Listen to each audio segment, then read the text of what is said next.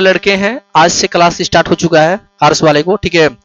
और एक बात बता देना चाहता हूं कि जितने भी वर्ग 11 के लड़के हैं, आप लोगों का क्लास शुरू हो चुका है और आज से ही क्लास स्टार्ट है।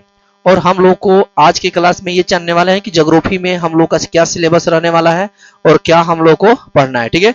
तो सबसे पहले नंबर मैं इस पर सिलेबस दे रहा हूं ताकि समझ में आएगा कि सिलेबस में हम लोग को क्या पढ़ना है। और एक बात को ध्यान देंगे, ज्योग्राफी क्या होता है। और पहला जो चैप्टर होगा 11th क्लास का, जो बात करते हैं ज्योग्राफी का चैप्टर नंबर 1, तो आप लोग बुक लेकर बैठे होंगे, किताब है सबके पास। तो जो बात करते हैं पहला जो लेसन इसमें है, हम लोग बात करते हैं लेसन नंबर 1 में। तो इस लेसन का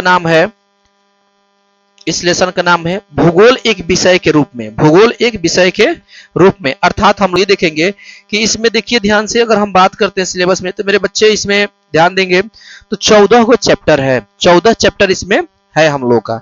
और 14 चैप्टरों में से पहला जो बात करते हैं सिलेबस के अनुसार, आप देखेंगे पहला चैप्टर है भूगोल एक विषय के रूप में, यानी उसका परिचय के बारे में हम लोग जानेंगे कि भूगोल क्या है, ठीक है। दूसरा नंबर है पृथ्वी की उत्पत्ति, पृथ्वी की आंतरिक संरचना, महासागरों महाद्वीपों का वितरण, भू आकृतिक प्रक्रियाएं, भू आकृति, वायुमंडल का संगठन तथा संरचना, सौर विकिरण, ऊष्मा संतुलन। इस तरीके से करते करते 14 चैप्टर है जो कि हम लोग इस क्लास में डिस्कस करने वाले हैं।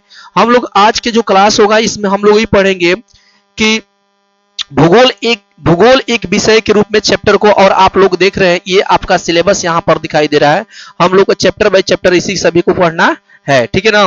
तो एक बार देख लेंगे, ठीक है ना। पहला चैप्टर इसे यहां से देख लेंगे, 14 तक चैप्टर इसमें से दिखाई देगा।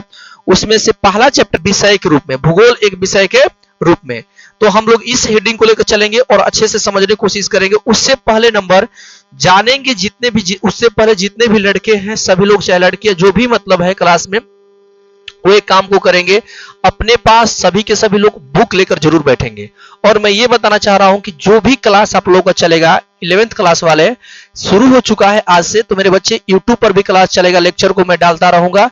और आप लोग ऑफलाइन बैच में तो पढ़वे करेंगे, ऑनलाइन बैच में भी पढ़ना है। 7 बजे हर एक क्लास होगा आप लोग का ऑनलाइन में। और बहुत जल्दी ही हम कोशिश करेंगे कि प्रतिदिन आप लोग का 8 बजे 9 बजे प्रैक्टिस सेट चालू करवाने के लिए, कुछ चैप्टर समाप्त होता है तो, ठीक है।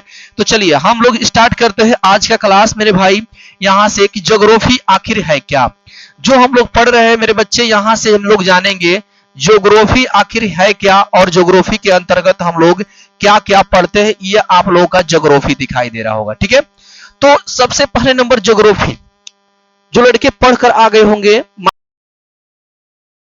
आ रहे होंगे 10 में आप लोग पढ़े होंगे, 8 9 10 में पढ़े होंगे सभी लोग ज्योग्राफी के बारे में, ठीक। तो ज्योग्राफी के बारे में हम लोग जो पढ़ रहे थे, तो उस समय जो पढ़ रहे होंगे स्वतंत्र विषय के रूप में हम लोग नहीं मानते थे, लेकिन अब 11th 12th में जाएंगे तो ज्योग्राफी एक स्वतंत्र विषय के रूप में हम लोग अध्ययन करेंगे। अर्थात हम लोग इस चैप्टर में ज्योग्राफी में ओवरऑल पूरे टॉपिक, जितने भी ज्योग्राफी के टॉपिक होते हैं, उस सब चीजों को हम लोग इसके बारे में अध्ययन करेंगे। ज्योग्राफी एक स्वतंत्र ग्रुप में हम लोग जानने वाले हैं, पूरे समझने वाले हैं। उससे पहले नंबर जितने भी लड़के हैं यहाँ पर जो मेरे लेक्चर को देख रहे होंगे ऑनलाइन के माध्यम से और ऑफलाइन वाले लड़का लड़की, क्वेश्चन तो जरूर आ रहा होगा कि आखिर भूगोल क्या है।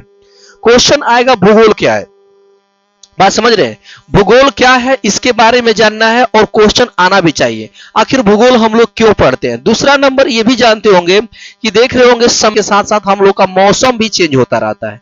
जैसे अभी जो बात करते हैं, अभी गर्मी का दिन है, फिर गर्मी का दिन है, उसके बाद में हम लोग का जो गर्मी के बाद हम लोग का ठंडा आएगा।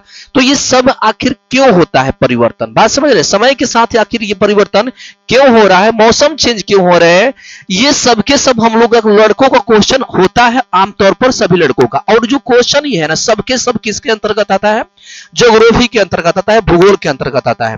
तो हम लोग अगर बात करते हैं ज्योग्राफी में, हम लोग ज्योग्राफी में समझना चाहें तो ज्योग्राफी में पृथ्वी जो हम लोग के अंतर्गत हम लोग अध्ययन करेंगे। तो सबसे पहले नंबर जानकारी होगा जो लड़के हैं कि इसके बारे में जानेंगे, क्योंकि हर एक स्टूडेंट के क्वेश्चन होता है कि हम लोग समझने की कोशिश करें, तो ये ज्योग्राफी बहुत इंपॉर्टेंट है समझने के लिए। तो वहां से हम एक बात करते हैं कि आखिर हम लोग स्टार्ट करते हैं कि ज्योग्राफी क्या है। तो सभी लड़कों का आना चाहिए क्वेश्चन। ज्योग्राफी को हम लोग बोलते हैं मेरे बच्चे हिंदी में कि ये होता है भूगोल, बात समझ रहे हैं।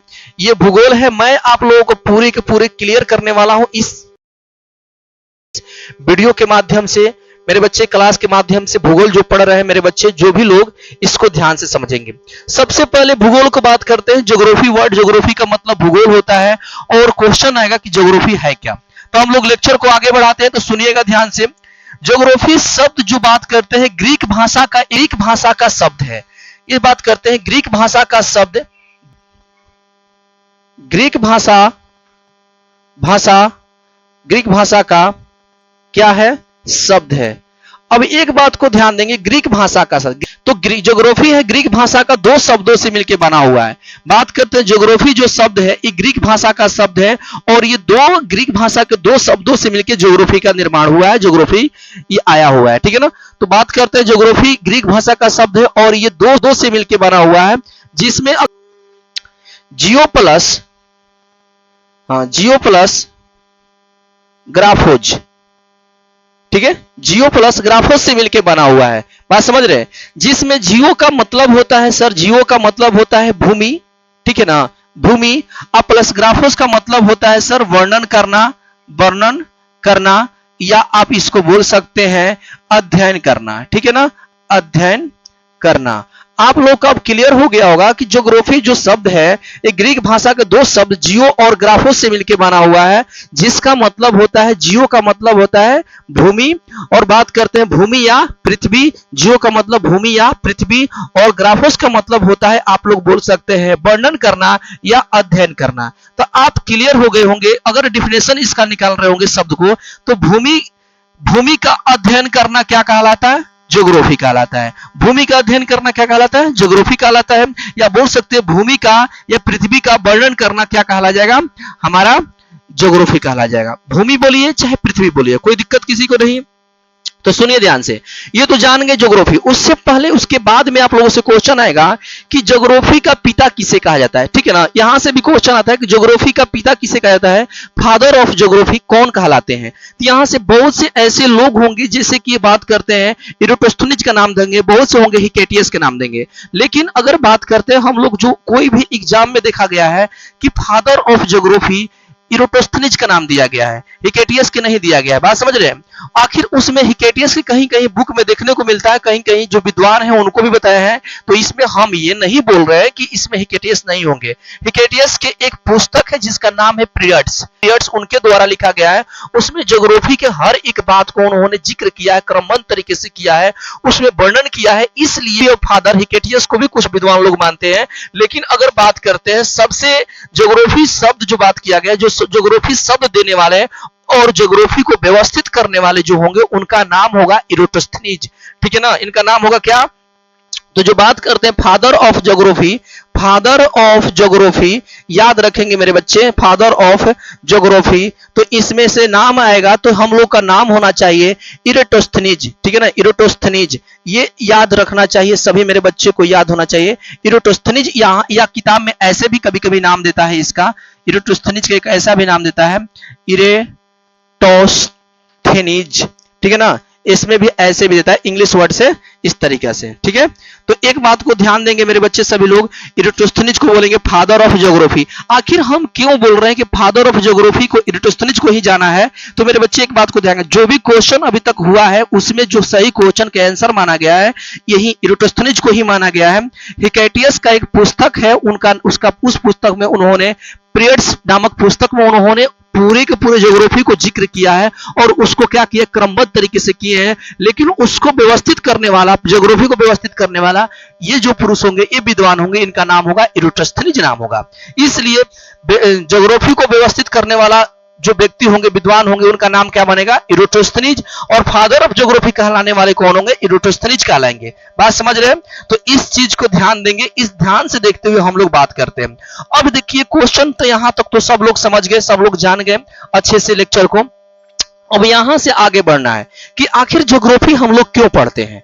ये तो चल गया कि ज्योग्राफी जो है ये ग्रीक भाषा के दो शब्द जियो और ग्राफोस से मिलकर बना हुआ है, जिसमें जियो का मतलब होता है भूमि और ग्राफोस का मतलब होता है अध्ययन करना या वर्णन करना। बात समझ रहे हैं। जियो माने आप पृथ्वी बोल सकते हैं, जियो माने भूमि भी बोल सकते हैं, ठीक है। तो यहां से क्लियर हो रहा है कि ये तो क्लियर कंफर्म हो गया कि ज्योग्राफी का मतलब होता है पृथ्वी का अध्ययन करना, पृथ्वी का वर्णन करना। क्या हम लोग ऐसे बोल देंगे डेफिनेशन तो क्लियर हो जाएगा। तो देखिए ध्यान से समझिएगा, ये ज्योग्राफी जो हम लोग पढ़ रहे हैं, ये जो टॉपिक हम लोग के लिए बहुत ही इंपॉर्टेंट होता है। क्यों? क्योंकि मानव का निवास स्थान क्या है, मानव का निवास स्थान क्या है? तो ये भूमि है। बात समझ रहे हैं? यहां पर हम लोग निवास करते हैं, हम लोग के यहाँ के जो भी पर्यावरण है उसके अनुसार हम लोग ढलते हैं।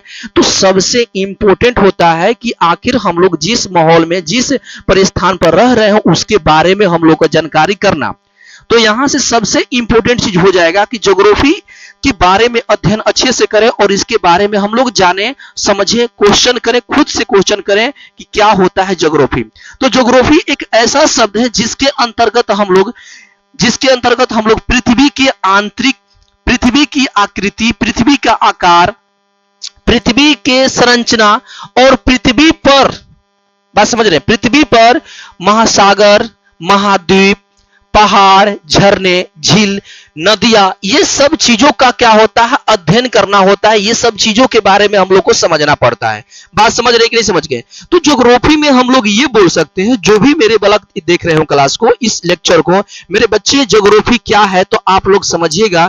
ज्योग्राफी में हम लोग जो बात करते हैं ओवरऑल जितने भी पृथ्वी के आंतरिक हलचल हो गया, पृथ्वी के आकार हो गया, पृथ्वी की संरचना हो गई, पृथ्वी की जो बात करते हैं, पृथ्वी पर स्थित जितने भी पहाड़, जितने भी झरने, महाद्वीप, महासागर, नदियां, ये सबके सबके अध्ययन करना हम लोग इस चैप्टर में, इस बुक में, इस चैप्टर में, इस विषय में हम लोग क्या करते हैं? समझते हैं।